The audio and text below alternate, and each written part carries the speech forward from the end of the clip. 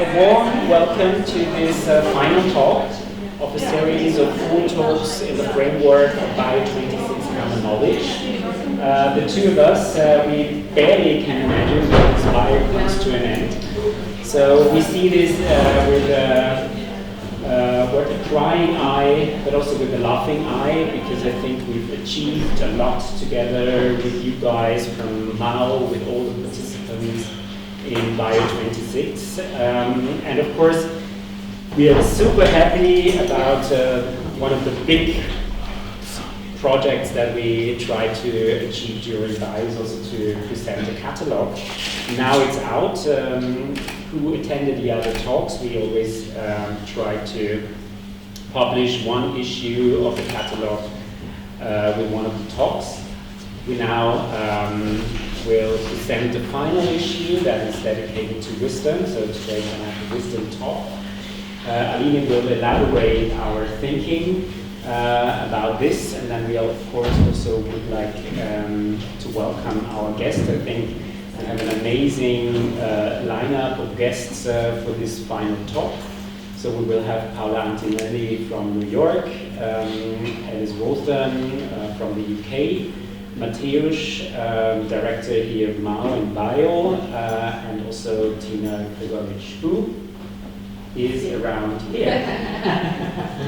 Yes, so, but I think we start first getting into the subject, because I think it was quite amazing for us as well as progressives when we started Bio 1.5 years ago, that we end up with wisdom, which we were not quite aware of. This is a subject for and within the design culture. But I think with the broader scope of common knowledge and also how we try to evolve about this subject in regards to the role of design and designers today, maybe it also seems obvious. Let's see. I also would like to say a few words to welcome all of you here.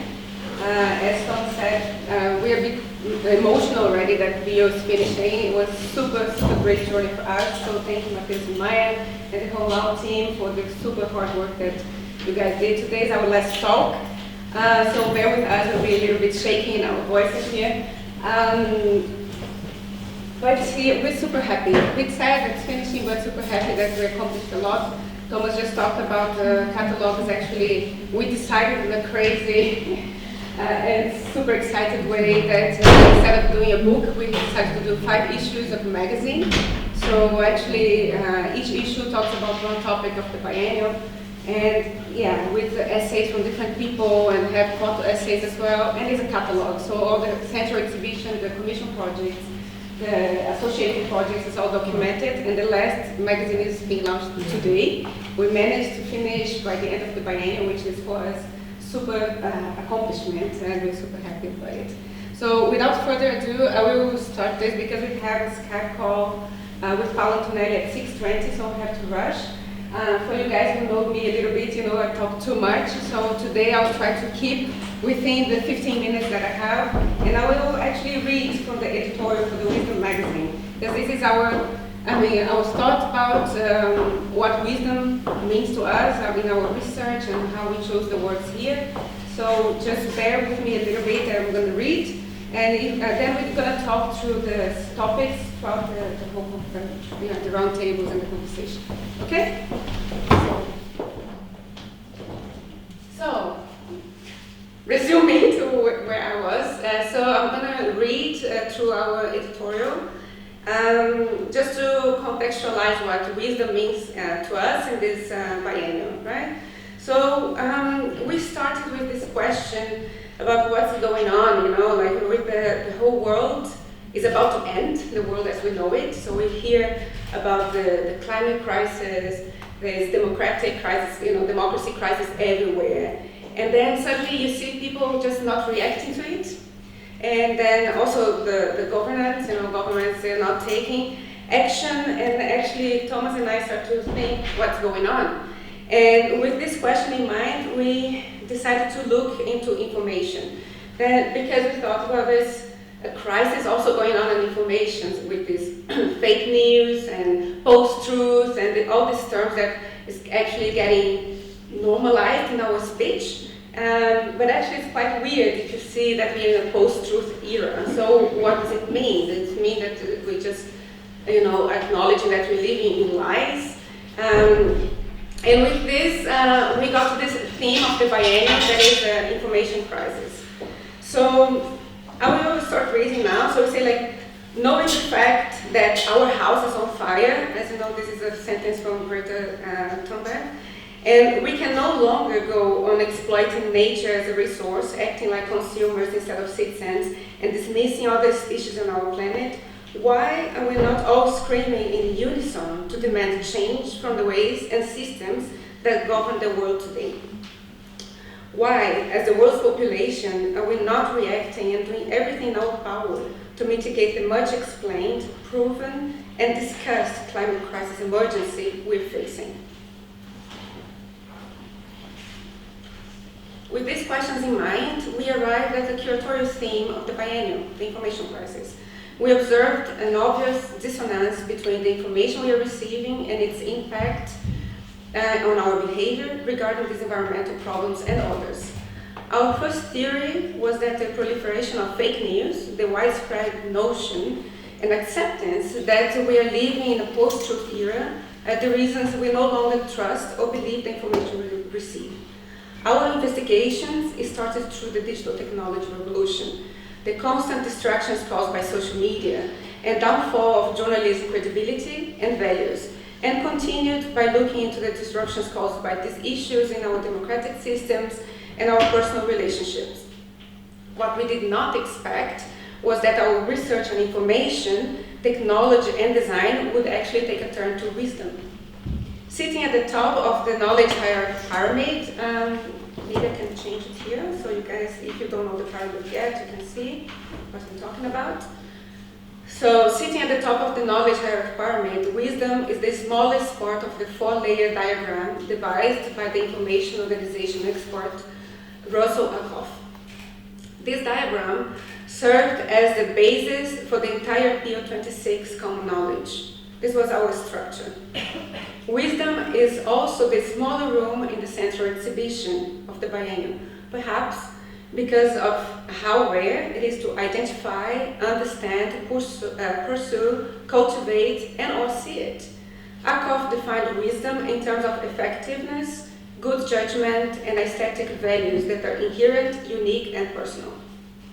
Now, from Aristotle to Plato and onwards, all the great philosophers have tried to define this truly lofty virtue. The word philosophy itself means love of wisdom. In the Republic, Plato described an utopian society where the leaders were philosophers who understood the form of the good and had the courage to act accordingly. With the famous aphorism attributed to him, "I know that I know nothing," Socrates immortalized the idea that the wisest thing would be to admit one's own ignorance. And ever since, a dose of epistemic humility has been considered a sign of wisdom. So, deriving from the information sciences, philosophy, dictionaries, and Wikipedia alike, in the context of Bio26 common knowledge, wisdom has been framed as the use of data, information, and all the knowledge we have to make better decisions and be smarter about nature and our surroundings, and by asking big questions, embracing systemic thinking and complexity, understanding the necessity of interdisciplinarity to create and evolve, and considering the big and small picture, and also understanding ourselves as responsible and engaged citizens. There's an inherent quality to wisdom that relates it to experiential knowledge, used for good. There's a moral judgment to it. There's also a kind of wholeness about wisdom that's not about a scattered amount of scattered pieces of knowledge, but a profound understanding of interdependence and interconnectedness of a given area of expertise. It's a kind of an eagle's eye vantage point for how everything fits together. Nettie Oxman's essay, The Age of Entanglement, opens the wisdom issue of the magazine, of this catalog, and it's a brilliant attempt to synthesize what I just talked.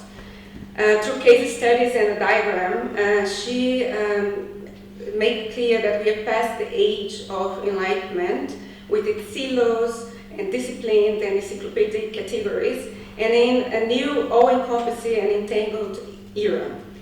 And then also her diagram, called the Krebs Cycle of Creativity, is the opening work of our exhibition room here, the Wisdom Room in the exhibition, the Center exhibition. So the Krebs Cycle of Creativity maps 4 domains of creative exploration: science, engineering, design, and art, in an attempt to represent the interdisciplinary hypothesis that knowledge can no longer be ascribed to or produced within disciplinary boundaries, but it's entirely entangled. So it's a metabolic cycle of creativity. In her essay, her article here, Amélie Klein, her article is called Facts Don't Matter, she raises a series of questions regarding the bias and relative truth of scientific facts and calls for deep criticism in terms of deep fakes. She claims that our best chance of discerning between fake and real is to go back to trusting our emotions and instincts, and therefore she sees it as a great chance for designers to resort to a more emotional approach and to get greater appeal and understanding of sensitive and complex issues. In the exhibition, works by forensic architecture, formal phantasma, future farmers show compelling cases where design is used as a tool and a strategy to make such complexities visible, emotional, and graspable, mostly through collective approaches. The popular adage that wisdom comes with age highlights the experiential knowledge of the elderly. Through her works, Katrina Dunkel reviews and includes such wisdom in the design realm of vernacular. Ancient knowledge from the Amazon rainforest and its people, fauna and flora, comes to light in projects by the Brazilian designers in the exhibition, Flávio Amadeu, Célio Matsunaga, and Marcelo Nishimoto. And Nishimoto's painstakingly crafted watercolor birds show that the same tools used to create desire and promote design products, graphic design and art direction, can instead be used as a superpower on behalf of nature, shifting our attention to what truly matters.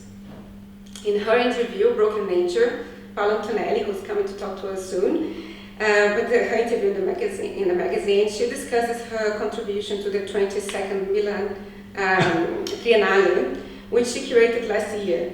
Antonelli has coined the term restorative design to explain design's roles and responsibilities with nature. Nature in general, it's not just environmental, but in general. It proclaims a more sustainable and mature relationship with the environment and all its species, including us. She talks about the relationship between design and science, including here the life science, social science, and humanities alike. It's not just a way to deal with the impending climate crisis, but it's actually a manifesto for a complete mental shift, a new way of designing that allows us to keep creating without disrupting and destroying the rest of the living world around us. It is perhaps, in our opinion, the wisest concept of design ever. It could well be called wise design. With the title Common Knowledge, View 26 emphasizes and honors common, shared and open knowledge and celebrates collective wisdom. It is a call to arms on behalf of nature in its entirety to bring design to a wise age.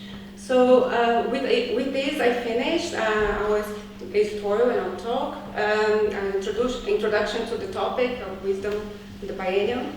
And now we're going to go to Paula. Paula, to give you an introduction to, I'll just give a few words about her. I think she doesn't need introduction, who Paola Antonelli is. But she's senior design curator at the MoMA, the Museum of Architecture and Design, I'm so used to say MAO, Museum of Architecture and Design. So the Museum of Modern Art in New York. And Paola is a great mentor. We worked together a few years ago. And she has curated the last Triennale in Milan. There's no words anymore to describe her. Paola is a design philosopher and super curator. So please, Paola, I will give you the word now No!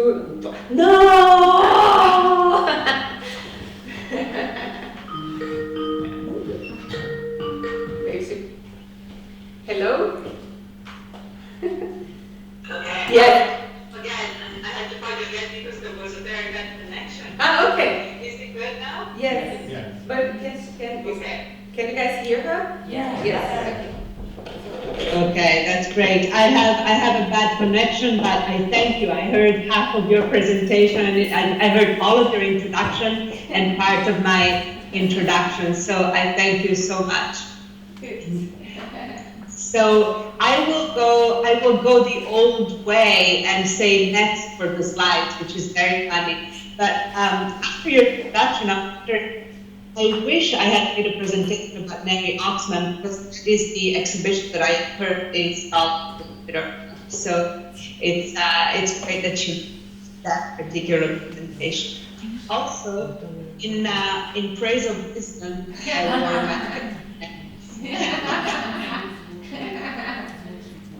which I really, really love. So, broken nature was, I cannot see the slides that you're showing, but I feel you're probably showing the first one, Yes. right? You're in the title still? Yes. Uh-oh. Yes. Yeah. Yes. It's Yes. still, yeah. You're at the title, okay.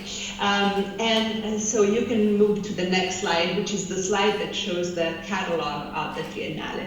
You know, wisdom really is important in this day and age, and I really appreciate the fact that the age of entanglement has been cited, and I also appreciate very much what Amelie says in her essay. And I believe that as a curator, my job is to stimulate each person's critical sense and also sensitivity, so that each human being can actually make sense with wisdom of what comes her or his or their way. So I completely agree, and Broken Nature was exactly that kind of exhibition. It was an exhibition that tried to sensitize citizens to a different reality that we're facing today, and that tried to make sure that people could actually make sense of that reality by themselves. I say citizens, go to the next slide, please, and it's the slide that shows the building of the Biennale. I say citizens because Milan, it's not my place of birth, but it's the place where I grew up, luckily is a place where citizens are truly interested in design. They talk about design. You go to the hair salon and you find people and Hello and Ola magazines, but then you find also Abitare and Domus. So there really is an engagement in design. And together with my curatorial team, we wanted to speak to citizens. Why? Well, at the beginning of my essay, I used the famous trim tab story and quotation from Bucky Fuller. For those of you who might not remember it, Bucky Fuller says the world is a gigantic transatlantic. Actually, he says it's a spaceship. And human beings by themselves might feel not powerful, but the truth is every human being can be a trim tab. And even if it's a small trim tab, if all the trim tab are facing the same direction, they can steer the big ship. So the exhibition is truly about that. And if you go to the next slide, please, which is the one that shows to you the Félix Guattari quote that has often been in our mind, the exhibition was truly about trying to get to this change of behaviors, about the environment that comes from an internal change of behavior. So in this slide, you see the inspiration for so much of Broken Nature, and also you see a little detail of a great graphic design image that was developed by Anna Kulacek, a great Ukrainian designer. And truly, that's how we tackled the whole show with, next slide, the fabulous curatorial team. So from left to right, there's Erica Petrillo, Then there's who right now is working on the Russian pavilion of the Biennale of Venice, Ala Tanir, who's working with the Biennale of Venice with Hashim, the main curator, yours truly, who's back here in New York, and Laura Mairan, who's holding the fort at the Triennale. So it was really a wonderful team that was then joined by many other people that maybe we'll discuss afterwards. Next slide. You can see in this next slide a really small summation of what we wanted to present to citizens. With the curatorial team, we had three main goals. We wanted to expose people to a sense of long-term, beyond the 1, 2, or 3 generations that we can imagine physiologically. That's number one. Number two, we wanted to give people a sense of the complexity of the systems that we live in and show that there's no more any action-reaction, but rather, or cause and effect, but rather there are reverberations that need to be taken into account with a sense of instinct is a good way to do this kind of modeling. You can either entrust your choices to computers, to supercomputers, or to your instinct, right? And the third goal was to make sure that every single citizen that would come to the exhibition could leave with at least one idea of what they could do in their everyday life to be more restorative. So it could be recycling, but it could also be thinking of waste as a new material. It could be buying less, or it could be about buying only things that last for a really long time. So all the many different facets of how we can be more responsible. Next slide, you see some of the icons that Anna developed for us so that we could point at all these different acupressure spots throughout the exhibition. Next slide, you see here the entrance to the exhibition, and I'm going to take you through it quickly without delving too much on the individual projects because there's not enough time, but I'm going to give you a sense of the narrative arc that we use to achieve these three goals. At the beginning, you would enter this grand entrance. The Triennale is a grand building, and it's actually the building where I started my whole career, but it's like a fascist building, 1933, so monumental. And you entered through these beautiful curtains to find, next slide, the sense of long time. So we use at the beginning these images of change that are in the public domain, that are issued by NASA about before and after of different parts of the Earth. And behind these images was a great mural by Giorgia Lupi, who is now with Pentagram, used to be with Accoff at that time, kind of giving an arc of the history of humanity and of change in the history of humanity. So very ambitious and very complex. In the next slide, you see the Natural History Museum of the Future, and in particular this work by Aki Inomata. And let's please go to the next slide where you will have the video that explains even better what this is. And in this case, I'm going to talk about this piece because it's so fabulous. The idea was to take an octopus of today and place her, it's a girl, Mercy is her name, place her next to the reprinted, 3D printed shell that was used by her ancestors, the Ammonites, millions and millions of years ago. Of course, Mercy has never had a shell, but the moment she sees the shell, she looks at it for maybe 1 minute and then whoop, she goes inside. So there's a link that is beyond the millions of years that it's taken us to get to this point. Next slide, we get to a beginning of the different strategies for reparation. And one of the first one is really reparation unto itself, how to repair the coral reef with actual trellises that can rebuild coral, or how to rebuild the habitat in Fukushima in Japan, in this case in a very speculative and fanciful way by using these high heel boots that deposit seeds of a plant that is capable of absorbing radioactivity from the terrain. Also, another way, next slide please, to replenish our bonds with nature and with other communities is to look at our community and to look at our material culture. This is another one of the commissions. The first commission was at the entrance of the Broken Nature exhibition, and it was Mary Oxman. The second commission was Giorgia Lupi. This is the third commission. It's Sigil. Sigil, as you might know, is a group of architects and artists based in Lebanon and in New York that always refer to the Syrian material culture and try to connect it with the present and also give more of a sense of what's going on in Syria. And in particular, this project was about the Golan Heights, and it was based on the figure of birds in Syrian culture. So giving a sense of community and culture. Next slide. From this kind of lyrical long-term moment, one would plunge in the exhibition in the everyday. And the everyday was represented by many small strategies, many microscopic or microactive strategies, from using a biodegradable pregnancy kit and a Ruby cup to try and educate doctors and ER responders to the fact that women use a different language when they describe heart attack, and we commissioned this kind of like Heimlich maneuver poster. Next slide.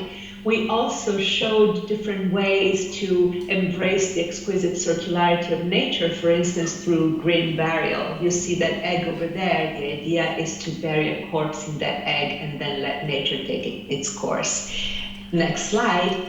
The fourth commission by Forma Fantasma again spoke about circularity with this project that you might have seen before called Aura Streams that began at the Melbourne Triennial a few years ago, and then we took on again because also we want design to be taken seriously by the world at large, and so sometimes valuable research needs to be funded and supported through the years. It can't be like in art fairs that an artist is requested to produce something new on that occasion, no matter what. No, we want to give designers the depth that they require. So Aura Streams was about the electronic waste market and trade, which is really also a black market of sorts, and that also covers a lot of criminality and a lot of pollution, criminal pollution and criminal exploitation of labor.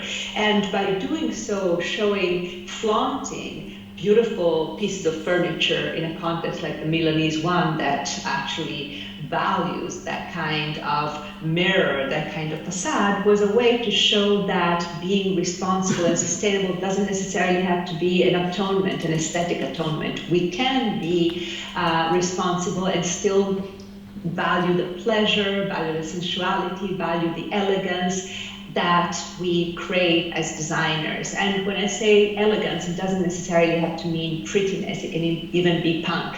Formal intention is still possible also in a world where we are more responsible. Next slide.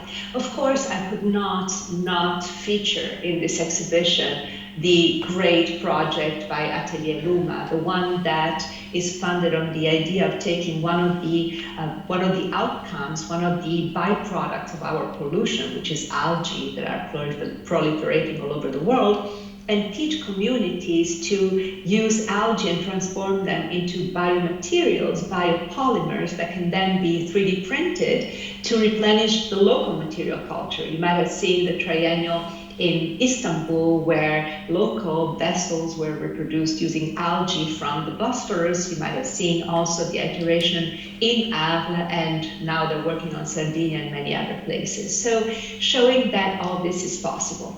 Next slide. Of course, there's no exhibition that can happen in this day and age without forensic architecture or forensic oceanography. So indeed, we featured them too. We had actually forensic oceanography and the work that they have done trying to prove so many of the misattribution and the misdeeds that governments have operated against NGOs in the Mediterranean, NGOs that are trying to actually protect migrants. So you see here that we're switching from the long term to the strategies for everyday life into systems. Already the circularity of green burial was about systems, and you move slowly but surely into this sense of the complexity of the systems that we live in. Next slide, please. The great work by Vladan Joler and Kate Crawford that shows the system that is behind an Amazon Echo, for good and for bad, both the hardware and the software. So a vision of the ensemble of how entangled our systems are. And then we move from these systems to an attempt to look at the future with a modicum of hope. Next slide, empathy. Empathy is the key. All you need is love. You know, these kind of platitudes perhaps to the cynical, but you know, words of sanity and wisdom to those of us that still want to believe. When I presented the Triennale, I kept on telling everyone that it came from the idea that as a species, we humans will become extinct. We don't have any control on that fact. We have some control on the when, perhaps, and a lot of control on the how, and we should therefore think of our legacy and design a beautiful extinction for ourselves, so that the future dominating species will have some respect for us. In order to do so, we need to learn to go beyond ourselves. And the work of Thomas Thwaites, who abandoned humanity for 4 days to become a goat and was actually accepted by the herd of goats, is an example. Or, next slide, the beautiful work of Laura Aguilar, a great Latinx photographer from Los Angeles that used to say that she identified with boulders. I say used to because unfortunately she died.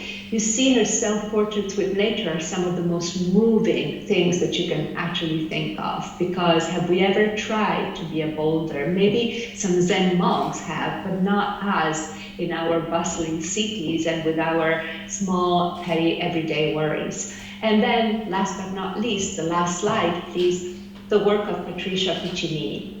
Patricia Piccinini is an Australian artist that does this very, very realistic beings that do not exist. I remember the first time I saw one of her irresistibly adorable alien monsters, I could not get my eyes off it, and so I commissioned her this work that's called Bonobos, that talks about love that transcends species, age, gender, time, and I was scared that it would be maybe too corny, but you know what? It was and it wasn't. One of the compliments that we got out of the exhibition that really was most touching for us all in the curatorial committee was, in the curatorial team, was that the exhibition was moving. And I go back to what Amélie said, emotion, feeling, instinct. That's really what we need to count on in this day and age. And that's what the Triennale counted on. And I'm going to go to the last slide. As a matter of fact, one of the points that made us proudest was that the kids that were doing Fridays for the Future protests would gather in our exhibition and start their processions from there. So it was a successful show because of that. It was not a successful show because of the press reviews. It was a successful show because a 75-year-old Milanese lady dressed with her perfect suit came running to me and asked me where she could get information about the green burial egg. It was successful because people were moved next to the bonobos, and it was successful because even the toughest of critics, kids, gave us a sign of approval. Thank you very much.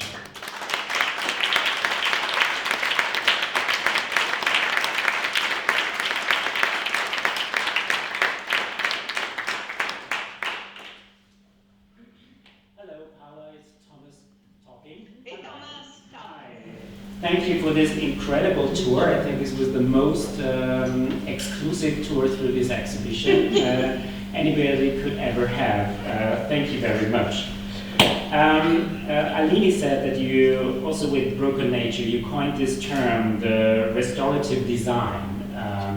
Could you just elaborate a bit on this term? I mean, now we've seen a lot of examples that you would collect under this term, but also for us, or for those who actually haven't seen the exhibition. Mm-hmm. Sure. It's been a while since we've been talking about sustainability, about green design, about responsibility, you name it. But unfortunately, at least at the beginning, there was always a sense of atonement and punishment and wanting to clean your conscience that came with it. So there was also an aesthetic that was punishing. And what I believe that in order to change things, you need to weave them into people's desires and into people's values. And I wanted to show how responsible design can really be affordable, desirable, challenging, entertaining at times, meaningful. I wanted to show how it could be at least as or even better than traditional good design. So the idea of the term restorative comes from the idea of restaurants. You know, restaurants were born in France in the 18th century as places where you could go to eat healthy food, and healthy food for them was bouillon, right? So you would eat healthy food, but still it would be in a convivial setting with other people, it would be pleasant, so you can feel better without having to eat bad food by yourself. And that's really the idea. Restorative design as a term already exists, but in landscape design, and it's more about replenishing certain herbs or certain trees. And instead, in this case, I wanted it to be really more wide-ranging. Talking about the wide range, Paula, I would like to ask you about the super wide lenses that you use for this exhibition. That you're talking from microbiology to the outer space and cosmos and all of that, and just to give us an idea of what's behind that in terms of design, right? But for many years, pretty much for my whole career, I've been really standing by the idea that design is much more than just chairs. It's of course systems, it's of course interfaces, it's sometimes video games, it's symbols, it's icons, it's behaviors. I usually, I have to stop myself at some limit, so I give myself as a limit the fact that at least one of the senses has to be involved, so it cannot be purely intellectual and cerebral, so marketing schemes or human resources trees, I try to stop myself and say that is not design, it's other people believe so. So it was important, and it is important because I tend to do it in most exhibitions. It's important for me to show as wide a range as possible. I go back to what I was telling you at the beginning. I do believe that my mission as a curator is not to educate, because that's very presumptuous, but just to guide people, help give people like a tour of reality seen from my viewpoint, which is the viewpoint of a design curator, hoping that lending that viewpoint can help people enrich their own experience and their own critical sense. As you said, this is your mission, and not to make you older than you are, but you're a soldier in this field for quite a while with all the exceptional exhibitions, also in terms of guiding people towards what you also call the design literacy of citizens. Also seeing the Papanek book in the back of your shelf, I mean, they've been, yes, it's true. I love that show. I have the Papanek book. What else do I have? I have a lot of the Hello Robot. Yes. And you also, of course, reference to Buckminster Fuller, and we will learn about Moholy Nagy later on. So, I mean, those are where all these people who actually tried also to bring the citizen to, become design literate, to use the superpowers of design. But this is, for centuries now. Why do you think that right now we are in a moment that actually design has this superpower to change? Well, design has always had the superpower to change, but I don't know if it was really super. As a discipline, as a coalesced, organized discipline, we're very young. And our body of theory is thin. Our standing in academia is pretty low. Our standing in most museums and in the organization of knowledge, for instance, in the United States, is pretty low. It's very funny. What we have on our side is the people, because design is very close to human beings. Therefore, when we are able to draw people into our discussions, all of a sudden they prefer staying with us rather than listening to some critical theory about art. Still, we should not be lazy. I think that what's happening right now is that there is a group of truly knowledgeable and prepared intellectuals, and I count you over there amongst them. Amelie's one, there's Vera Sarkate, there are many, Joseph Green, there are all these people, Jan Bolen, who's also done Mao, has also done Bio. These are all people that all of a sudden have decided to create a real culture of design that is transmittable at all levels, not only at the popular level, but also at the level of academia. So design has always been about helping people with change and helping people with life. And right now there are many spokespeople that can actually make an argument that is also academic. I have just one last question, so that you don't get me glued to the screen the whole day with us. I actually want to expand on this idea, Paula, that you've been talking about consumers versus citizens and how designers should address citizens now. And this is a talk that I would like to bring a little bit of, the democracy and how we have to be agents in our society. It's funny because even in this case, it's instinct. For several years already, I have tried to ban from my vocabulary consumption and consuming and consumer, because I believe that by changing the way you speak, you also change your behaviors. And consumption is all about this kind of mindless use and exploitation and then dismissal of things, people. For instance, one of the things that gives me the creeps is when people talk about consuming culture, because it really is about the opposite of what it should be like. So feeling this kind of disgust every time I use that root, I decided to ban it. And it's not easy to find another term, because if you start thinking in your head, there's user, but user is so much 1970s, Tomas Maldonado, who I adored, he was my teacher by all means, but it's also an old culture of design. People and person, you can use it, but it's very generic. I always found that citizens was my favorite, because citizens are beings, political beings, they're social beings, they are beings that need to live together, but also need to be strong individuals. And after all, even though it might sound a little socialist and a little, ideological, I kind of feel comfortable talking about citizens. Thank you, Paula, very much. I mean, we usually don't do it, but is there any burning question? Because otherwise we could have done this in our little chamber in the back. Is there anything that somebody wants to ask Paula? No, everybody is really impressed. Thank you. That day I'm going to go back. The Mary Oxman exhibition is opening February 20th, so I hope you'll come see it. Yeah. You're going to get another catalog for your shelf. It comes over. Yes, thank you. Thank you very much. Thank you for inviting me. Love you all, and thanks a lot. Thank you.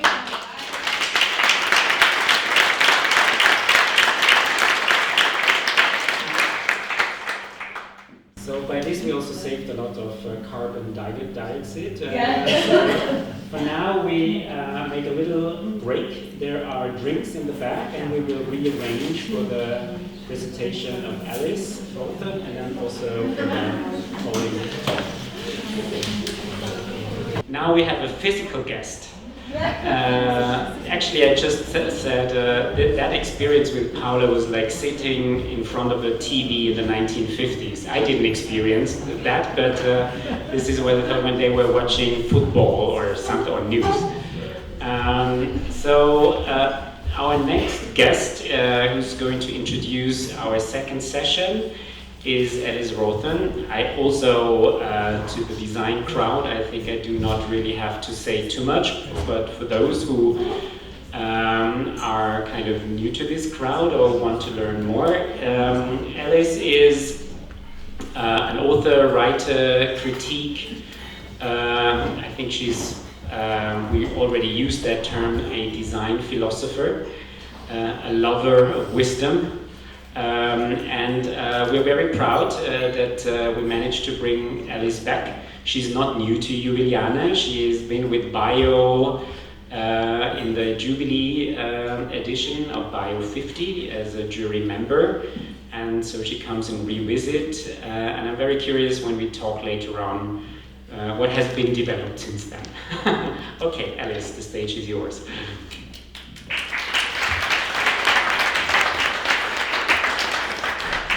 Well, thank you very much, Thomas. Can you all hear me? Yes. Good. As you know, he's incredibly charming, as is Alina, which is why I've hurtled back here. But also, I so loved my first visit to Ljubljana for Bio24, so it did take little persuasion. So I was very curious to see what would happen with Bio26. So I am going to talk about the themes of my latest book, Design as an Attitude.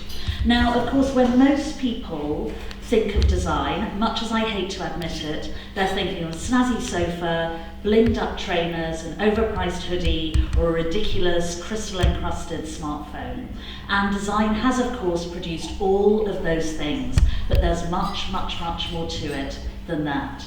Because design is a complex and elusive phenomenon that's meant many different things at different times and in different contexts, but I believe it's always had one elemental role, and that's as an agent of change that can help to ensure that changes of any type, social, political, ecological, cultural, scientific, technological, are interpreted in ways that will make our lives better rather than worse. And my new book, Design as an Attitude, is about the new generation of digitally empowered designers who are using their roles as agents of change to tackle the most urgent and complex challenges of our time. The deepening climate emergency and refugee crisis, the growth of inequality, injustice and intolerance, and of course the surge of ever more powerful technologies that are coming towards us in the near future that could make our lives much better or could make them much, much worse. And we're increasingly going to depend on design's power as an agent of change to help us to address all of those issues. Now, by grappling with them, this new generation of designers are fulfilling the vision of one of my design heroes. As a proud feminist, I have many design heroines, but in a spirit of gender equality, I have heroes too. And one of them is the brilliant Laszlo Molinari, the Hungarian designer, artist, visual theorist. Here he is as a teacher at the Bauhaus, wearing factory overalls to signify his faith in science, technology and industry to build a better world. Now, he also defined what for me is one of the most compelling and enduring visions of design, which he articulated in his 1947 book, published a year after his death, Vision in Motion, in these words: "Designing is not a profession, but an attitude." Now, it wasn't as though this was an entirely new concept, because attitudinal design had been what passed for design, not just for centuries, but for millennia, long before a word was invented to describe it. Because human beings have practiced design, generally unknowingly and instinctively, whenever they've attempted to change their way of life or their surroundings, to modify their own behaviour or other people's. They have instinctively, with a sort of intuitive resourcefulness, acted as designers. So this would be true from prehistoric communities who would sharpen sticks, stones and animal bones into tools or weapons, or mould clay from riverbanks into vessels that they could eat or drink from. They were acting as designers on the necessity as the mother of invention principle of design, which is as useful today as it was then. And many other design feats that were anonymously designed out of a spirit of instinctive resourcefulness have proved to be surprisingly enduring. So take this, one of my favourite examples of anonymous design, the raised fist. That simple physical gesture of raising and clenching your fist has symbolised strength and unity in the face of oppression for over 3,000 years, from ancient Assyria, when it was first recorded, to these activists in Black Lives Matter. Only slightly younger, because it's just 2,000 years old, is this brilliant example of communication design, the white flag, which all over the world for 2,000 years has signified surrender, the end of conflict, and the beginning of peace. So another beautiful, anonymous example of communication design, which is as useful today as it was then. Nor has there ever been a shortage of resourceful individuals who've used design as a useful tool in desperate circumstances. And among them is this character. The guy in the centre with the blood-curdling cutlass and the long black beard is Blackbeard. He was one of the most famous of the British pirates who terrorised the high seas and the golden age of piracy in the early 18th century. And pirate ships at that time, including Blackbeard's, no one knows why, began flying a flag with the same macabre symbol. You can see it up in the top right-hand corner of the screen. It is, of course, the human skull and the pair of crossbones, which we now recognise as the Jolly Roger. And it is one of the most devastatingly efficient symbols of terror that the human race has ever seen, because pirates like Blackbeard used it by flying that flag. He was saying to his intended victims, surrender on sight or you'll be very, very sorry. So of course most of them did, which meant that he could capture their ships and their cargo without wasting ammunition or risking the lives and limbs of his crew. So an incredibly efficient example of communication design in military circumstances. Equally ingenious was another ingenue designer who would have been as astonished as Blackbeard to have been described as such, and this was the British 19th century healthcare reformer, Florence Nightingale. She came from a very posh, rich English family who were horrified when she announced that she was going to Turkey to volunteer as a nurse in military clinics during the Crimean War. When she got there, she was appalled to discover that more of the patients were dying because of infections they caught in the filthy, fetid wards than from their battle wounds. So she designed templates for model modern military clinics to address this problem. They'd be lighter, cleaner, airier, and healthier. And she mounted a campaign with the British government to raise the funding she needed to build them.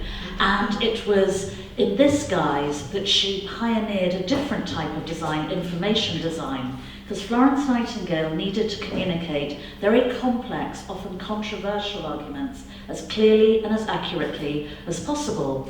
So she used these pie charts, which were then a newfangled mathematical device, to do exactly that. They were so successful that she got the funding she needed, and she mounted a similar campaign to raise money for model modern civilian hospitals after the Crimean War. But by then, design was also seen in a very different guise, not as this intuitive, instinctive state of resourcefulness, but it was being applied systematically and knowingly in a commercial context to enable manufacturers to produce vast quantities of goods of consistent quality at affordable prices. And this, of course, formalised and professionalised design. Specific categories of design were introduced, design schools were launched, and so were specialist training courses. But I believe it was also the beginning of the diminution of design, of its stereotyping as a styling and promotional tool, as something that was executed under instruction from others, almost always from commercial ends for profit, and something that was concerned with surface appearance rather than substance. Now, there were always mavericks and radicals who challenged that cliché, Moylinage, of course, among them, and another of my design heroes, the brilliant Buckminster Fuller, who, of course, Paula alluded to as one of the founding fathers of Broken Nature. And he was the completely crazy, barking bonkers, but utterly brilliant designer, mathematician, inventor, architect, self-styled astronaut of spaceship Earth, who recognized the damage that industrialization was causing to the environment as early as the 1920s and urged younger designers to devote their working lives to addressing this. Sadly, very few of them rose to the challenge. And mavericks like Bucky were very much relegated to the margins of design culture throughout the last century, inspiring and intriguing though they undoubtedly were. But thankfully, that has changed. There's a new generation of attitudinal designers in the Moylinage sense who are seizing their newfound ability to operate independently, to fund their work independently, and to grapple the causes they really care about, those acute social, political, economic, and ecological challenges. Now, the reasons they're able to do this seem boringly familiar. It's the relatively inexpensive, very accessible technologies that are open to all of us. So, for example, crowdfunding enables designers to raise enough money to found their own projects, as does their ability to generate grants from trusts and foundations and donations from other sources. They can use social media to raise awareness of their work, to flush out collaborators, suppliers, fabricators, and secure more funding. And critically, they can use affordable computers to manage huge quantities of complex data.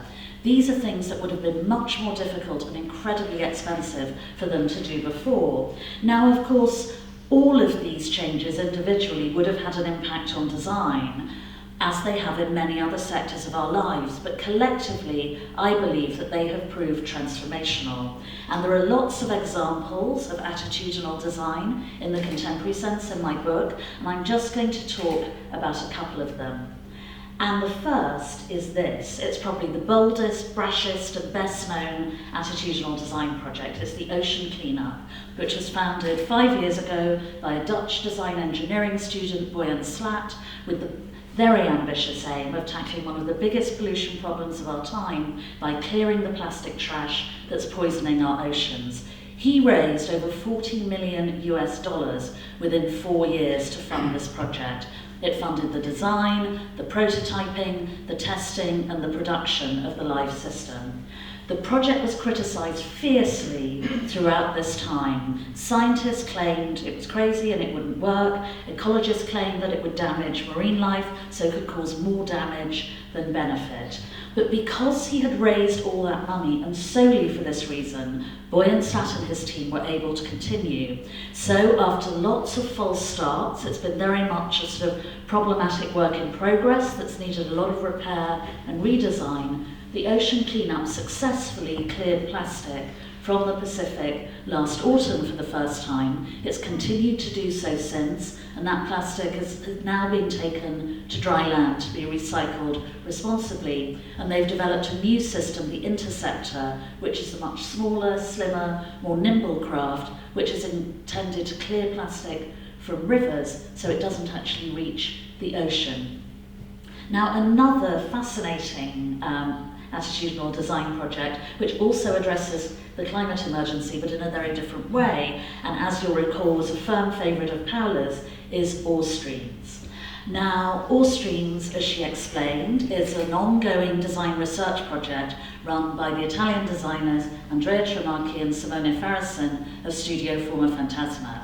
And they set out to chart the colossal, often illicit, global trade in digital waste, most of which ends up in hellholes like this. This is the notorious Ackoff dump on the outskirts of Accra, the capital of Ghana, and this is where so many of the computers, tablets, phones, and other digital and electronic devices that we discard so thoughtlessly in the West go to fail to decompose, polluting and poisoning the ground, not just for decades, but for centuries to come. Now, they not only charted this hitherto deeply shady, but rather unknown, rather enigmatic trade, they also collaborated with manufacturers, recyclers, other designers, politicians, scientists, ecologists, even Interpol agents, to map the social and political as well as the ecological impact of this noxious trade, and to identify relatively simple ways in which designers could improve their practice to make it much easier to recycle digital devices. So a blindingly simple but brilliant example, which I only hope is being put into practice, is that the optical sensors that sort the rubbish in recycling plants cannot see the colour black. So copper wire, which obviously is used for many of these devices, anything with a plug on, basically, is one of the most valuable yet easiest materials to recycle if it's covered in black rubber or black anything else, as so many of these wires are. In fact, I can see lots of black, probably copper wire, right down there, and in other parts of the room. It will simply be sent straight to landfill or a hellhole like this. It won't be recycled. So simply choosing another colour could make a significant difference. They're now working on another equally brilliant design research project, Cambio, which will be unveiled at the Serpentine Gallery Gallery in London early next month, and this is their investigation into the global timber trade and into how design can act responsibly to assuage its negative ecological and social impact. Now, when Moyen-Age wrote about his expansive notion of design, he was envisaging that design teams like Forma Fantasma and the Ocean Cleanup would increasingly collaborate with specialists from other disciplines to realise these very ambitious projects. But he also anticipated that the reverse would happen, and that the specialists from those other fields would want to experiment directly with design. And this indeed has happened. And in the forefront is the British social scientist Hilary Cotton. She discovered design, which, like most British intellectuals, she really thought she knew absolutely nothing about, when she was working as a development economist for the World Bank in Africa about 20 years ago, and she was overseeing water projects there. So these were huge irrigation projects, and their successful failure would have profound consequences for the quality of life for many communities that had a severe shortage of clean running water. So it was very important work. But Hilary was puzzled because she found that there were huge variations between the success and failure of individual projects, so she decided to investigate why, and was even more puzzled to discover that this unknown phenomenon called design, or rather its quality, turned out to be a decisive factor in determining how effective they were. So when she eventually returned to Britain, she decided to experiment with seeing whether design could also be used as a useful tool in the urgent social issues that she wished to address. Providing decent services for the rapidly expanding elderly population, helping the long-term unemployed to return to the workforce, improving social cohesion and reducing isolation, and so on. So she formed a prototyping unit called Participle to address all these issues. And of course, traditionally, the role of design in projects like that would have been to produce, say, a booklet or a website explaining the decisions taken by specialists from other disciplines, the social scientists, the economists, the statisticians, and so on. But Hilary embedded designers at the heart of the development process. She ensured that in every team there were relevant specialists from many different disciplines, so they had all the knowledge and skills that they cumulatively needed, but every team was led by a designer, generally one who had a traditional training in product or graphic design. The team adhered to the design process and they used design language throughout, because she was absolutely convinced, and is still convinced to this day, that that would yield a better outcome. She continued these experiments for 10 years. She has now moved on to try and reinvent the trade union movement. Good luck to her, it's another brilliant cause. But her influence has inspired other social design projects all over the world, and most of the prototype projects that she began in the UK have since continued to expand and evolve. Now, my final example is of another design team who also seem rather unlikely to consider themselves to be designers, and this is the Pakistani doctors Sara Karam and Ifat Safar, who have set out to use design to improve the quality and availability of healthcare to millions of women in Pakistan.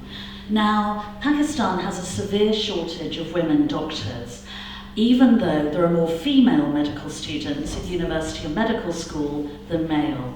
And this is because when those young women graduate, they come under acute family and social pressure to marry, have children, and give up work, which means there are far too few female doctors to care for the large number of Pakistani women who prefer not to be treated by a man. So Sara and Ifat came up with a solution, both for them and their colleagues, to use their skills, which obviously a medical training is long, it's expensive, it's laborious. They really didn't want to waste all that knowledge and time and energy that they'd invested in it. They came up with a way for they and their colleagues to use their skills while working from home and fulfilling their domestic responsibilities in a way that could reach out to the women in more remote areas of Pakistan who are in dire direst need of assistance in this field. So they designed a network of teleclinics which would operate from small, low rental units in villages, towns and small cities throughout Pakistan. The patients, their care would be supervised by a local nurse, and they would speak to a doctor on the screen. The doctor would generally be practicing from her home in Karachi or somewhere else. So the local nurse would guide the patient through the diagnostic process with the doctor. The doctor would then recommend a suitable course of treatment, and the nurse would then supervise that treatment, liaising with the doctor on the live video link, often maybe hundreds and many hundreds of miles away, as the patient went through it to report on progress or any problems and so on. Now this was prototyped 4 years ago, and inevitably there were problems. The power supply in many rural areas was so weak that the whole system would crash there.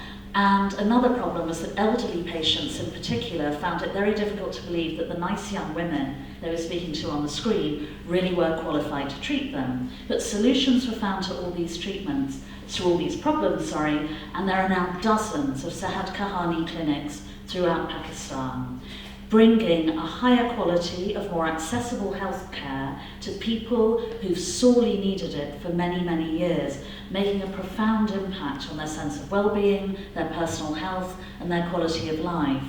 And indeed, it may well be, because there are so many other innovative, ingenious, and inspiring attitudinal design projects that are also helping people in the most deprived and poorly resourced areas of the world, that in the past have perhaps benefited the least from design ingenuity, at least in the industrial sense, yet have arguably needed it the most. All of which, I hope you will agree, suggests that design has a much, much, much more important role to play in our life than blinking up phones. Thank you.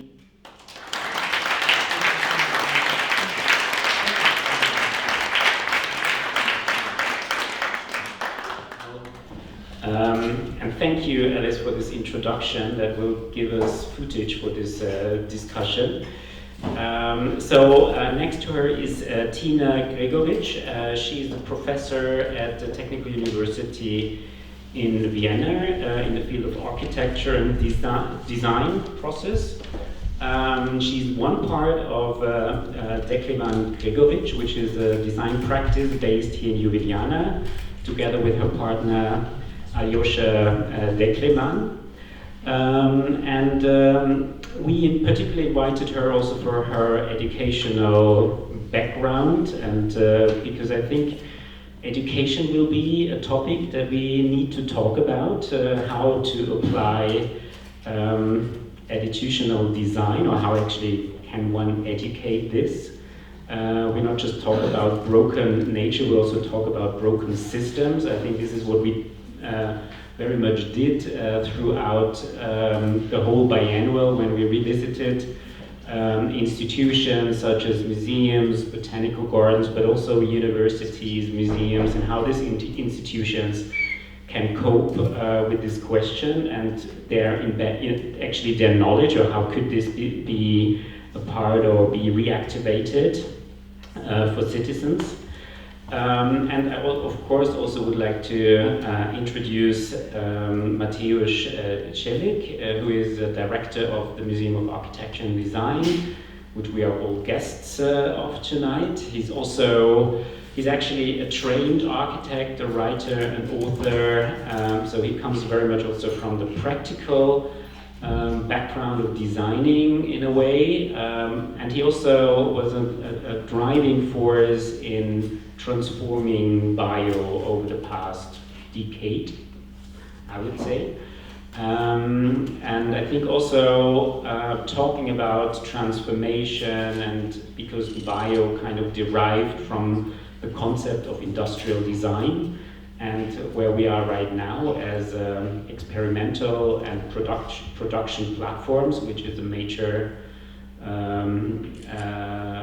point of bio, I think that will be interesting to talk about. So maybe I would like to quote from Alice's book to link it to the wisdom topic.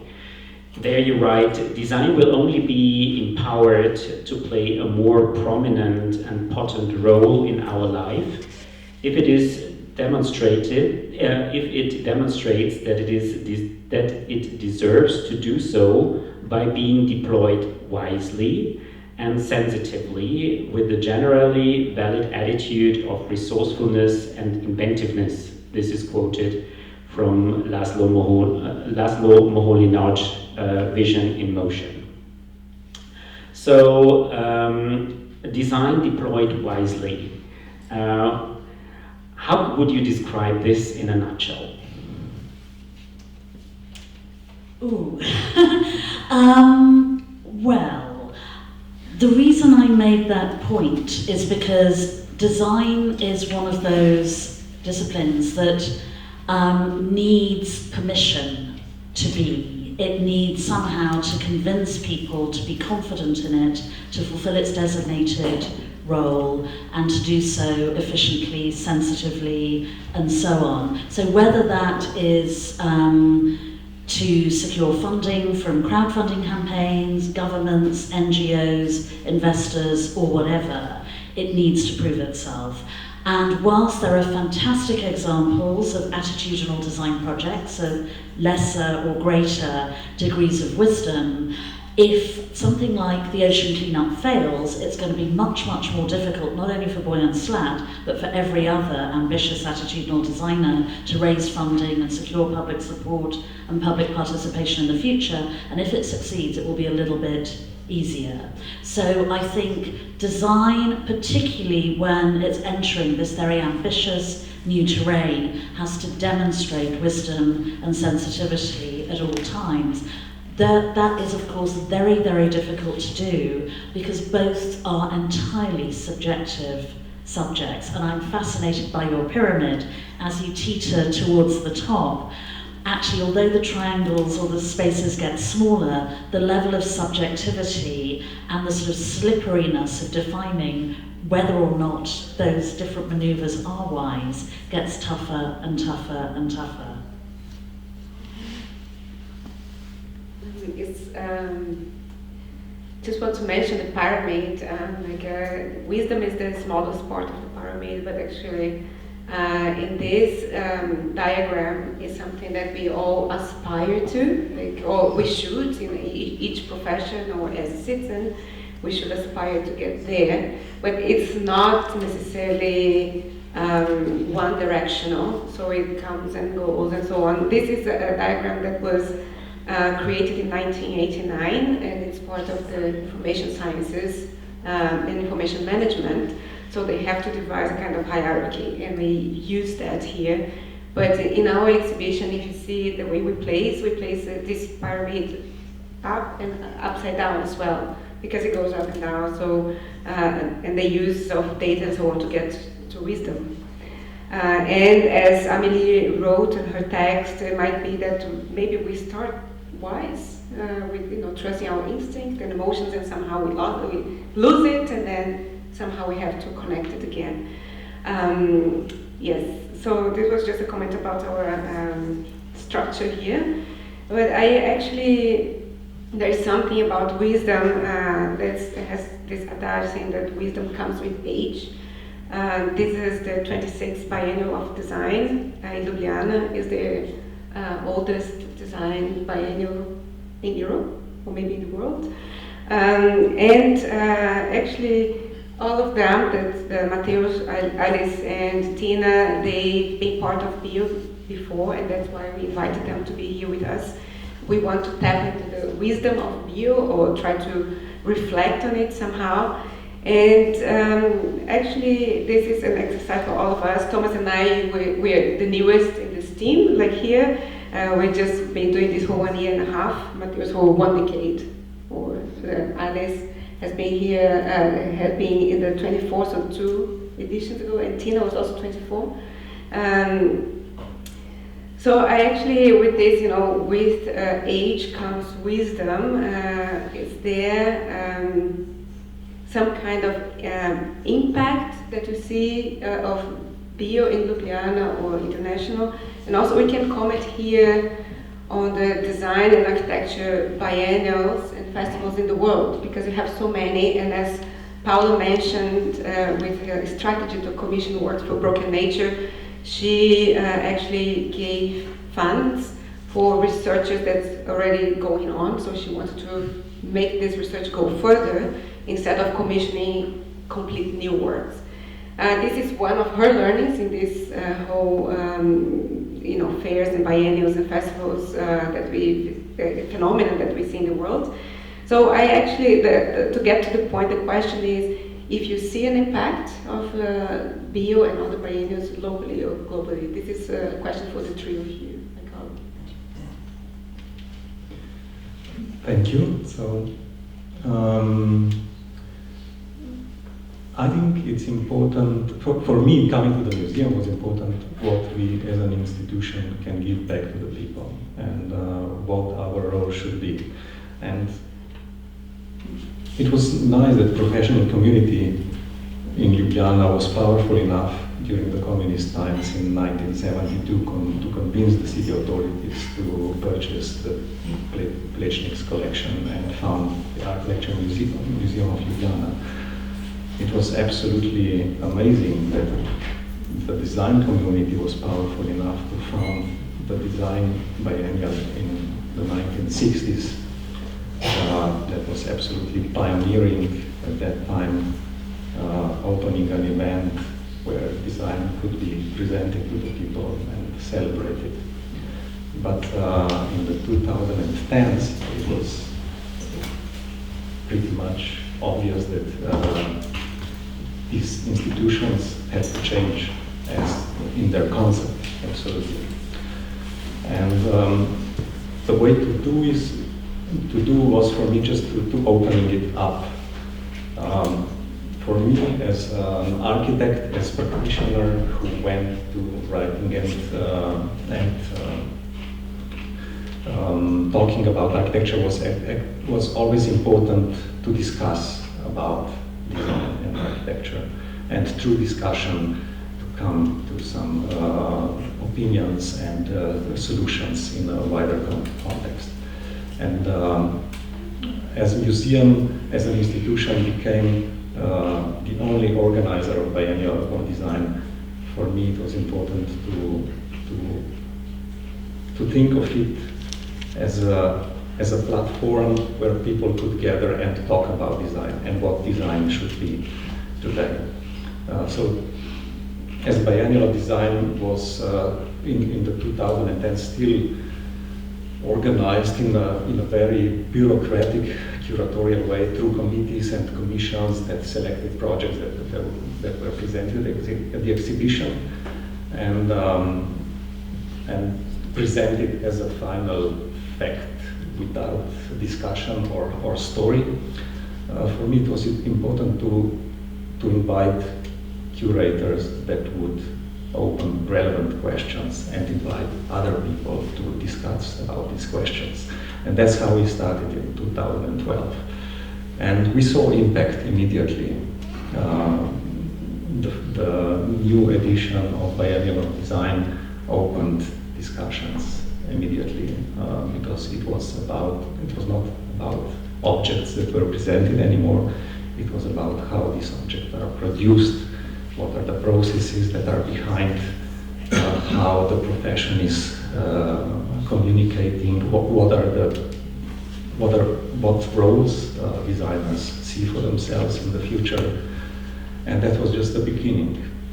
And now I think it's important that we keep BO as a platform that is open as a curatorial platform for you to also discover new formats, how to debate about design, as well as it has to be open for professionals to be able to come and to present themselves and to present their standing points and their opinions, and through these discussions to be available for the wider public that can get to learn about what design is today.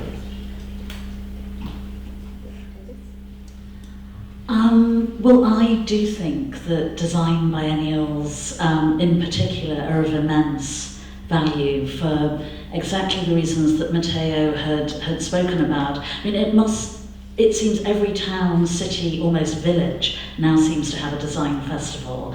And most of them are deeply mediocre, it must be said, but there are a number of really, really good ones that are feisty and bold and eclectic and inclusive and really stimulate debate and do make an impact on their local communities and on design discourse on a broader level. And I'm thrilled to say that Bio is definitely one of them. I mean, I loved coming to Bio 24. I still often think of many of the projects I saw there, including Tina's works. Of course, you won the top prize with a brilliant project.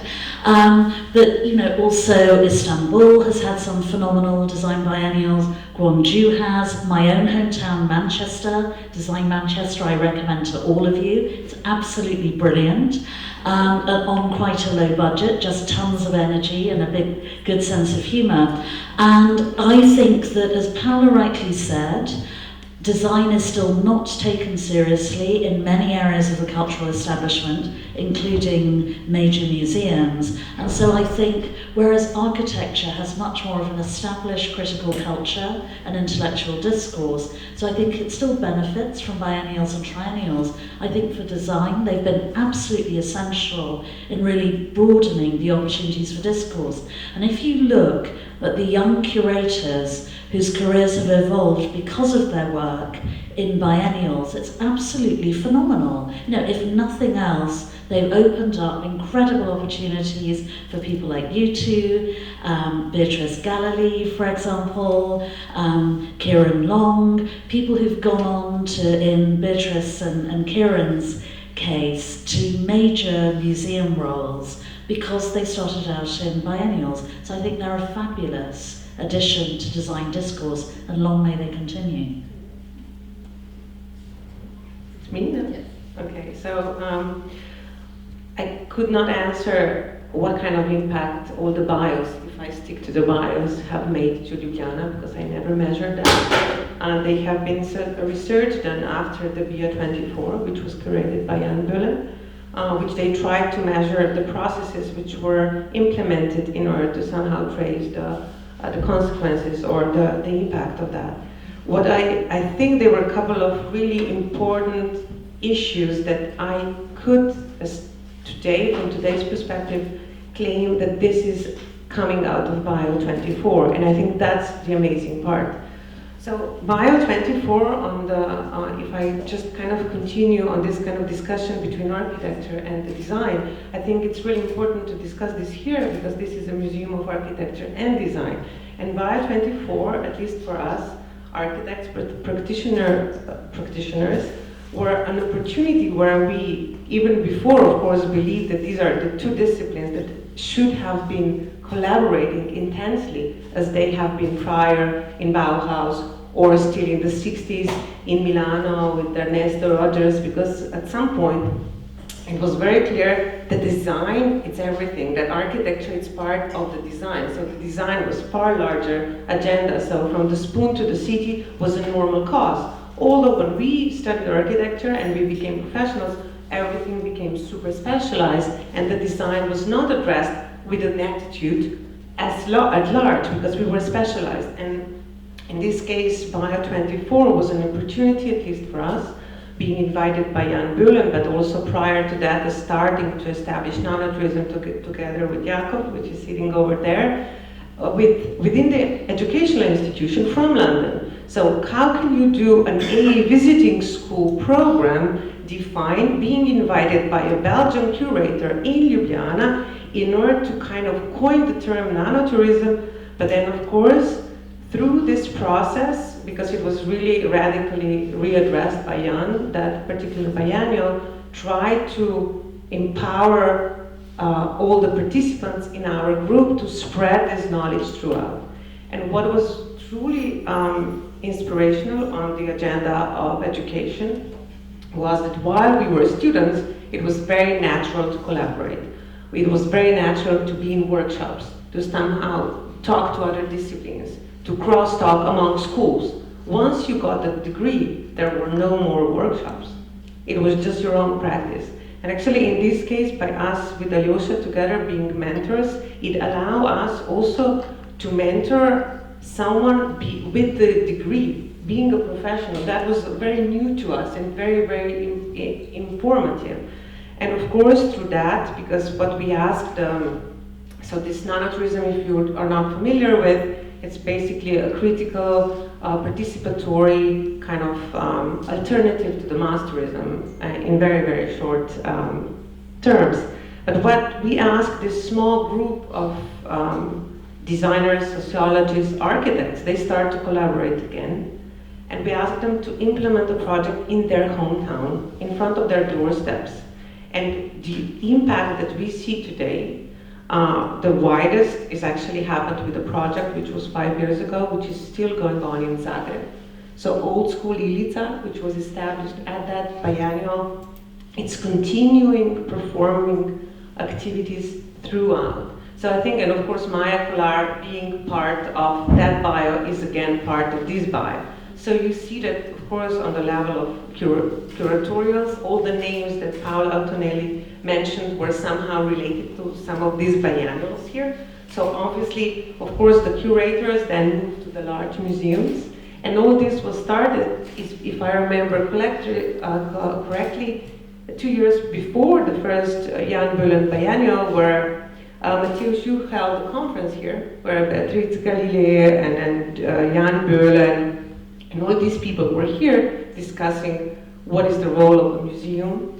And actually then you challenged Jan, okay, if you are so critical about design biennials, you do one. And that was really important momentum, because actually it turned out from being a platform to present products in order to being a platform to challenge education, to challenge practice, design practice, and of course to challenge the really current important ecological or kind of critical issues of the planet. And I think that therefore it definitely has an impact. And of course throughout this, what I've seen shortly now when we return back a couple of weeks of your biennial, what I see on the level of the city is that each year Mao and the biennial try to kind of conquer new spots within the city. And I think from this, of course, it does make an impact, because it addresses people that would never come and travel to this space, which is dedicated to design and architecture, but it's addressing them on their daily routine. And I think that's and within the institutions which were at some point not really bound with the designers. So here I see a potential for the impact which goes beyond of what is now. If I could just add one thing, I think having reflected on it, I completely agree with everything you said, Tina. If I think of a defining quality of all the really successful design biennials, they have all engaged directly with the community. And I think that's something that museums are increasingly doing, but typically through their engagement rather than their exhibition programs. But it's much more difficult, or was thought to be much more difficult, for those grand institutions to do, whereas the direct community activities that were catalysed by design biennials all over the world, I think really have transformed design curation and design discourse. So one of the best design biennials, bizarrely, and I have no idea how she did it politically, was run by Beatrice Lanza in Beijing. And she identified different areas of the city, the old Hutong areas, which actually with a few remaining historical, the Hutong were the sort of courtyard house neighbourhoods, and most of them had disintegrated into slums years before Design Beijing or Beijing Design Week was introduced. So every single design week she would engage with the same Hutong in Deshala and then different ones, regenerating the area. And for her to negotiate permission to do that within a highly repressive dictatorship, so an incredibly bureaucratic structure, was quite extraordinary. But I think that's an incredible outcome for a curatorial design event. So I would like to take this term bio literally and ask, what kind of biotope does it need to create attitudinal design or wise design in a way? Because one thing you mentioned in book, also in reference to Laszlo Moholy-Nagy, is that he and his companion in the 20s with constructivists and others, they tried to free from consumer constraints or commercial constraints. And this is also how, I think what I at least can see, how designers in nowadays try to free themselves and get independent from the from economic systems or constraints. So I would be curious, because of course, obviously, bios and triennials, they create some kind of these biotopes, and I just wonder what would be if we would not have like all these foundations, Bill Gates and Melinda Gates or others who kind of heavily also sponsor these projects like Ori Stream. So I think there is some question also in regard how to reset this, like the environment in which these approaches of design can flourish. Well, I think the reason why, so many of the very dynamic projects you've got grappling with urgent issues in an exhibition like this one for Bio 26, the reason why there are so many to choose from is because, really for the first time ever, cultural research and experimental funding is available for design. So it can be self-generated by crowdfunding, as I explained, which obviously Boy and Slat and the Ocean Cleanup did with great skill and aplomb. And if nothing else, that project proved just how appealing, in a remunerative sense, a really sort of enticing and worthwhile epic design endeavour could be. But the fact that major foundations like the Gates Foundation, there are many others, are willing to fund design projects is incredibly encouraging. And also the amount of scholarly academic funding that comes to design has increased too, as well as cultural institutions like the Melbourne Triennial, which included design as well as art, probably something it wouldn't have done 10 years ago, being willing to fund such a complex, risky and expensive project as Ore Streams. All this is very encouraging. And as an example, I was thrilled to see that in the wisdom section of the exhibition, you'd chosen forensic architecture because, as Paula said, they're everywhere. They won the Turner Prize for Art, they were in Documenta, they've been exhibited all over the world, but thank goodness, because their work is absolutely incredible and they're a brilliant blueprint for this new spirit of design. They're completely cross-disciplinary. They, E.L. Weisman, the architect and teacher at Goldsmiths University in London, assembles different teams of cross-disciplinary specialists for each of the sort of justice endeavours he embarks on. They've had extraordinary success in terms of setting legal precedent, overturning dodgy cases, leading to massive global reviews of various examples of injustice. And I think they're a hugely dynamic and compelling role model for young people who don't just want to look at design and architecture in a different way, but all sorts of other fields too. I mean, I would have thought if you're a young coder, the idea that you could apply your skills to a forensic architecture project would make your future careers seem much more enhancing, you'd be much more imaginative about it.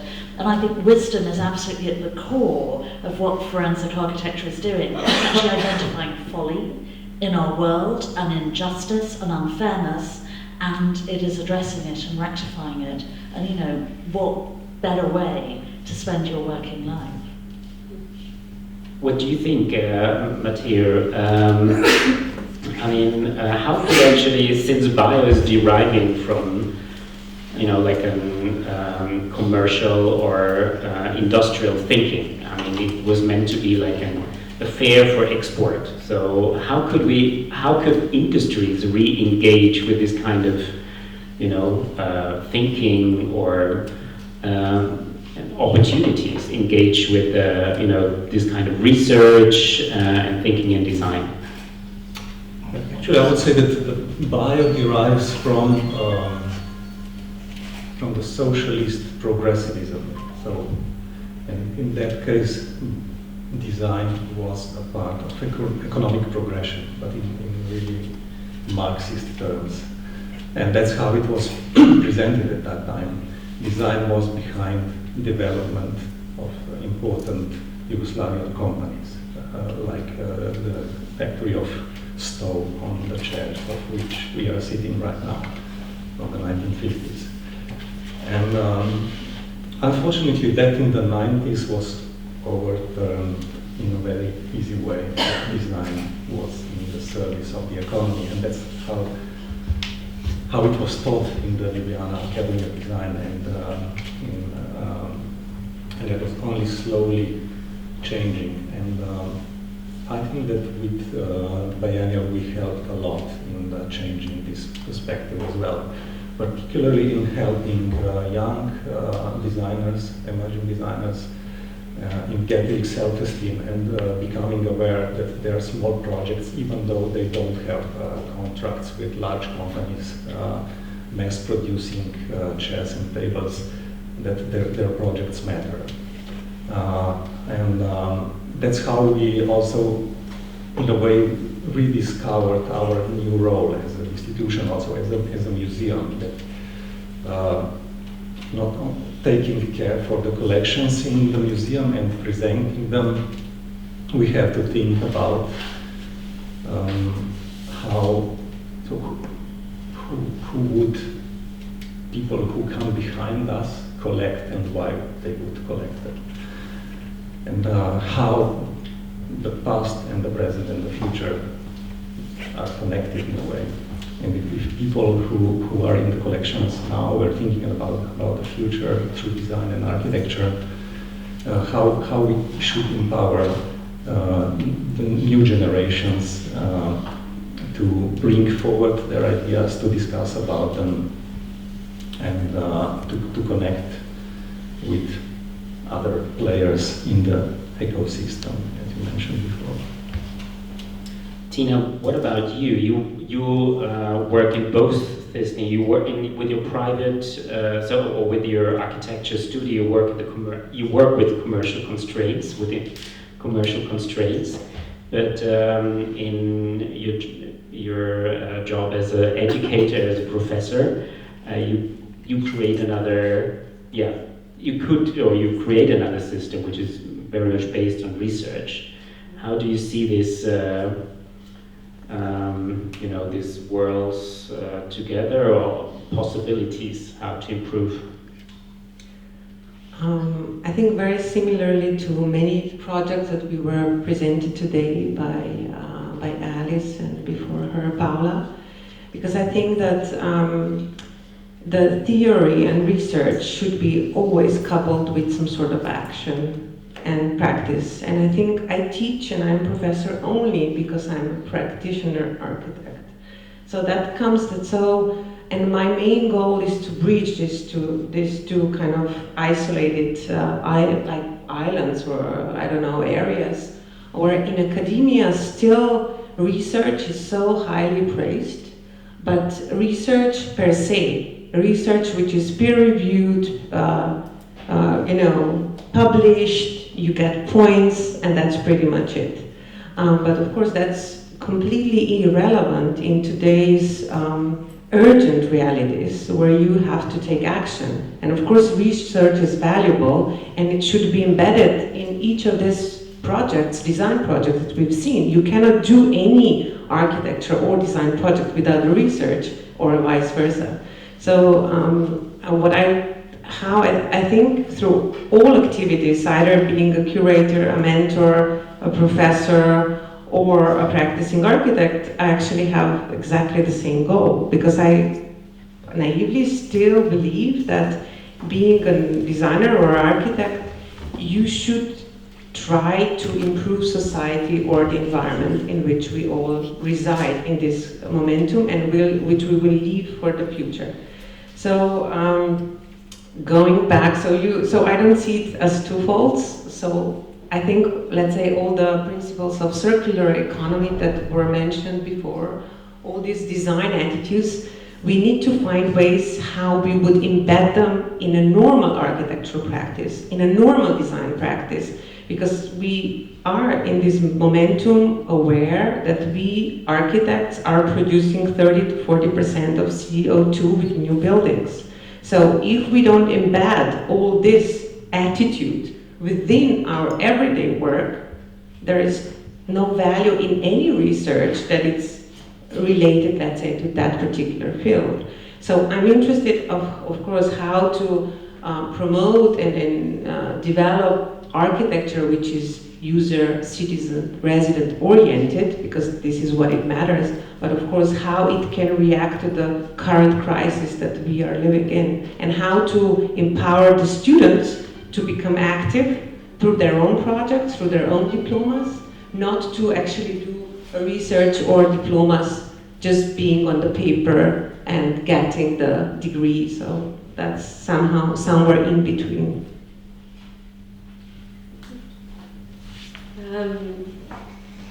There's another aspect to wisdom that came out in our research that I think there's a lot to do with what we're talking about here in relation to biennials and how this knowledge spreads through, almost word of mouth, like the people you work together, which is called collective wisdom. And by the definition I saw, like collective wisdom is also related to collective learning over time, which I think this is what we are using here with Bio, and we are very proud to be part of this discourse here. I would like to actually ask a question related to collective wisdom that we praise so much, and we want interdisciplinarity, and we want connect with other professions and so on. We had here at Bio 26 Designathon, where we had how many teams? 18 teams that we selected from the diverse everything, from geography, from location to gender to disciplines to everything, connected with institutions that are not related to design. We did everything possible that we think where the wisdom can come out or creativity can come out, but there's actually a kind of tension that happens when all these people are gathered together. And this tension, in our case, we realize is a lot about translation of knowledge, because one discipline does not understand exactly what the other is talking about and so on. So there was a lot about communication and translation of these, different knowledges that we learned in our biennial. And I wonder, in your work in particular, as a critic, as a director, also an architect and professor, if you have the same kind of difficulties, or if you are still like a firm believer that two heads are better than one. Well, on a purely personal note, I think the best single piece of advice anyone ever gave me, and this was in a time of acute crisis, was do what you think is right and treat it all as a learning experience. And I think if you bear those two things in mind, you can benefit from any situation, however adverse. And I think that applies to design and architectural projects as much as anything else. Speaking as a critic, what I think we all have a responsibility to do, and this applies to curators as well, is there has long been a tendency in design to sort of look at the rosy side of everything, to seek out the good, the great, the best, the successes, and to ignore the failures. And I think that is a very unrealistic, possibly even irresponsible way of looking at it, because the blunt truth is the vast majority of design projects definitely aren't good or great, they're mediocre. Some of them are downright dreadful. a small number are good and an even smaller number are great. So there's an awful lot of learning to be done. And if we only focus on the ones that work, yes, we're giving positive case studies, but often learning from failure can be as, if not more useful. So I think generally in the sort of public communication of an interpretation and analysis of design and architecture, when judiciously applied, that can be very therapeutic and generally a good thing, and that we're not doing anyone a favour, particularly the disciplines we're championing, to pretend that everything's wonderful. And I think one of the very interesting aspects of what I call sort of epic design endeavours, which there's a growing sort of body of work like this. So, I mean, really super ambitious, seemingly crazily audacious projects like the ocean cleanup and my current favourite, which is the Great Green Wall of Africa. And this is a Pan-African project that's had relatively little publicity in the West. And it is a seemingly crazy but wonderful endeavour to grow a strip of greenery from the east coast of Africa to the west at the very bottom of the Sahara Desert. So this is the most brutal climate in the world, the least arid and fertile, the most arid and least fertile soil, and it is an area of deep poverty, soil erosion, deforestation, the population are dispersing, escalating the refugee crisis, often ending up in even worse situations than the one they left. And so this is, I think, a really inspiring and heartening example of using design, this idea of designing and constructing this strip of greenery, which would have profound social, political, economic and ecological benefits. Now, this project has been going for 14 years. It's 18% completed, and it has evolved significantly over that time. So in other words, it really is a living work in progress. And I think we really have to start looking constructively at these very ambitious design projects as works of progress and analysing the difficult periods. And had I been sitting here a year ago, I would have been much, much, much more pessimistic about the ocean cleanup than I am now, because they had proudly gone live in the Pacific Ocean in October 2018, only for the whole system to fail spectacularly. So they had to, with abject misery, tow it back to dry dock in San Francisco, with all their critics cackling at them saying, we were right and you were wrong, it's all a disaster. They thought they could repair and redesign it in a couple of weeks, then it was a couple of months. It was 10 months before it actually had been redesigned sufficiently to go live in the Pacific again. That's reality. And I think the more visible and transparent it is, and I do applaud them for being transparent about it, the better managed all these projects will be in future. Do you think we are becoming wiser collectively? This we might discuss over a glass of wine. I hope so, but doubt it. Look at our leaders. Maybe it's time also to give a microphone to our audiences. Okay. Are there questions from the audience that are here?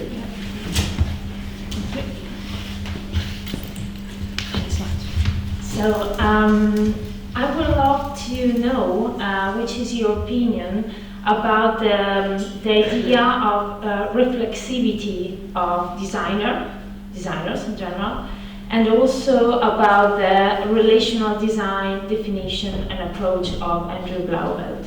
So in this context, and so taking into account what you said by now, I would love to know which is your opinion regarding that. So it's also, maybe it's better if I add also that.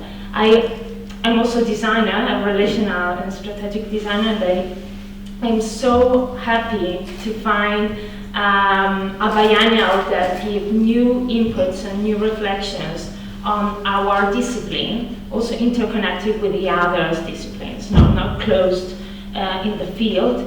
And I'm really, I would love to compliment you, because also the switch from industrial design biennial to biennial of design and stuff, or biennial of design in general, with all the ecosystem of connection, is a kind of big revolution. So I'm so grateful and happy about that. So taking account all of these items and points, I would love to know so in terms of reflexivity of designers and also of relational design. Can you repeat the question? Okay. So about the approach in terms also of common knowledge and the knowledge of our discipline as designers, I would love to understand which is the opinion of our speakers here, and also, of course, everybody here, about the concept of relational design. So a new approach of design, not in producing something that is material. I also think about the Raphael Moneo theory of and Aldo Imonino architecture at zero cubature. So it's a very new approach to design, but it's not so contemporary. So I mean, it's not of the last decade. The roots are from 50 years ago, maybe. So I would love to discuss maybe better about this new kind of concept of design, that it's no more industrial. I hope it's clear, sorry. Is this a question for everyone? Yeah. I think we need a collective mind to answer this question. Anybody wants to try first? It was maybe a little bit complex. I think maybe you should start, because it's addressing the topic of the biennial.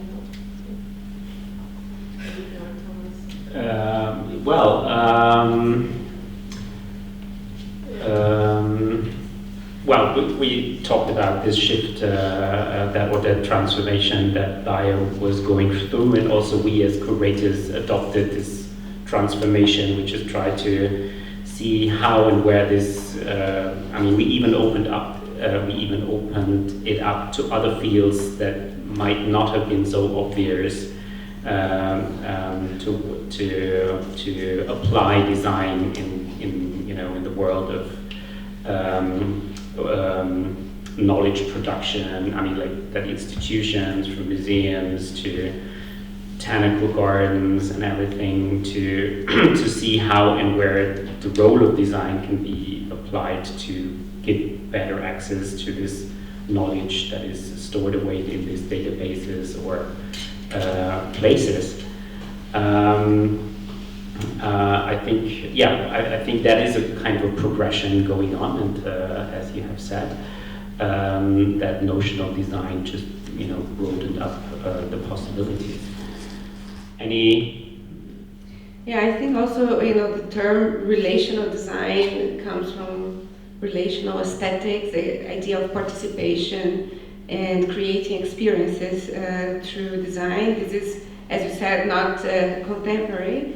Maybe it's being more expressed now. But even if you think of ideas of more corporate design, like service design, for example, they try to embed this experience, how people experience a shop, or how you go to a restaurant, and they design the experience of how you enter the hotel, blah blah blah. And this, can also be relational, as you're describing it. It's more difficult to show this in a biennial, for sure, like in an exhibition space. It's more complicated to show this, as it is the same way with relational aesthetics. With art, it's the same. There's always like good projects and also some questionable projects that you enter the museum and you don't understand that it actually is an artwork. In our case here, especially with the wisdom room, what we try to see is go back to this idea that wisdom is interconnectedness, it's interdisciplinary, it's mixing design with all the other interfaces, all the other disciplines. And of course, experience comes to mind, right? Like this is actually the text that we've been talking about, Amelie's text in the magazine, where she questioned facts, because if you talk about fake news and we say like the facts are all there and there are still people questioning if the earth is flat or what. So this has been an idea discussed 400 years ago, 500 years ago. And I think from now on and moving forward, I think this idea of dealing, like designers being more aware of dealing with emotions and feelings and experience through speculative design as well, envisioning the future and so on. This is going to be a much more effective way of communicating or touching people to act and to move. So this is, my opinion. So, well, I think, do we have any other questions here? Thanks. So when we think of a character that is wise in a film or in a book, we usually don't think of an activist. We think of someone who's very calm and kind of slow and doesn't jump to conclusions very fast. How does this kind of wisdom relate to the wisdom of Greta Thunberg, who says you need to panic? How does this wisdom relate to? Well, what are the different kinds? This is Greta's wisdom is not the wisdom we're used to. Like when we talk about wisdom, we usually think of kind of slow, someone who's slow, who even so wise people in films usually even stay out of trouble and don't panic, and somehow they just survive. Somehow, when the crisis is over, they're still there. They're not usually activists, I feel. And I think this is a great question, and is a question for all of us to think about. I think panicking is not exactly the only answer, but it's one of them. I mean, if you see, like the way she puts it, that the house is on fire, if it's your own house on fire, you're not going to sit and meditate and see what happens. You have to do something about it, right? And of course, in the cases of long researches like ore streams of the form of phantasmal work, this has been going on for more than 3 years, more than 4 years, and they're investing and keeping on doing this research. With this, of course, come lots of different learnings and wisdom to know, like they're trying to find out what to do with this huge waste problem that we have, that they're not going to just panic, you have to understand and move and do. There's, I think, one time for each. Well, I think there's another way of, certainly wisdom and time has some interesting relation. And what we learned through the projects that we have visited is that time can be compensated in collaboration because you have, many people working at the same time on the same problem. So things can actually move on faster. And I think this is a kind of wisdom or a kind of reaction to these urgent calls and questions that we are at the moment. I think what you said is extremely important because in the past maybe we would be able to reflect on the old wise man that would do something similar that we are doing today. But the context of the world in which we are living and in which we operate is changing so fast that we cannot do that anymore. My predecessor was basically living in a world different so much that I can still ask him for his experiences and for how he was dealing with some problems that I'm dealing with today, but his answers may not be relevant anymore. But the answers of other people working on these fields are are relevant for me today. And being wise today maybe also means being brave enough to try to test new things and allow yourself to fail as well. It's just speculating is usually thinking about something without trying it out, right? I mean, that's, yeah. I think it's a fantastic question. As you began it, I thought you were going to ask us 4 examples of wisdom, and immediately all I could think of were elderly, wise men. But I think what it really underlines is, I love the idea that we're discussing wisdom because it is so old-fashioned. It's not even a word that's used very often now, outside that sort of elderly, rather fuddy-duddy, antediluvian context. And yet, of course, wisdom is a truly wonderful, very special, very noble thing, which at this turbulent time we desperately need. So I think finding a way of reinventing it for now, with its very different dynamics, very different pressures, would be hugely valuable.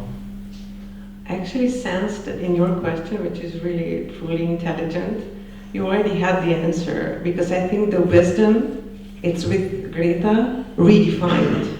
And that the wisdom is not belonging to a generation, because the acknowledgement and accessibility to the data, information and knowledge is completely different than it has been at any point of time. So you do not need to live until 80 in order to be wise and define reaction. So basically, I think now we could be discussing a reinterpretation or redefinition of the wisdom, which can occur in a different time and place and at different stages of our development and can cause an extreme reaction. I do believe that actually wisdom and activism could be now combined, as though in our movies and interpretation, visualization of the word wisdom until this moment or in the previous century was not actually, that these two would never be together. And with this, we close. There's nothing else to be said. Thank you so much, like all this amazing notes on wisdom. It also informed us a lot. Thank you for your question. We close our session with that.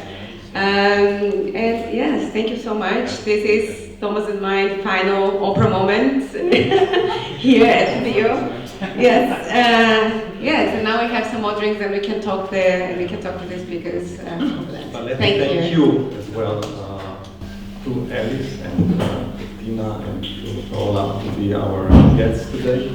I think you are also the heroines of design of today, helping us to think about design in a different way, to reflect about design in a different way, trying to redefine its role. And of course, thank you, Aline and Thomas, for being willing to take on the role of curate the 26th Biennial of Design, and to take us on this incredible journey to open up an extremely relevant and interesting topic for Biennial Design, and for producing all these incredible things, for helping us opening up this underpass in the city of Ljubljana to create this wonderful catalog. I'm sure that this is not the end of this story, and as I said also at the opening, is just opening up a new field on about which we will discuss a lot also in the future years.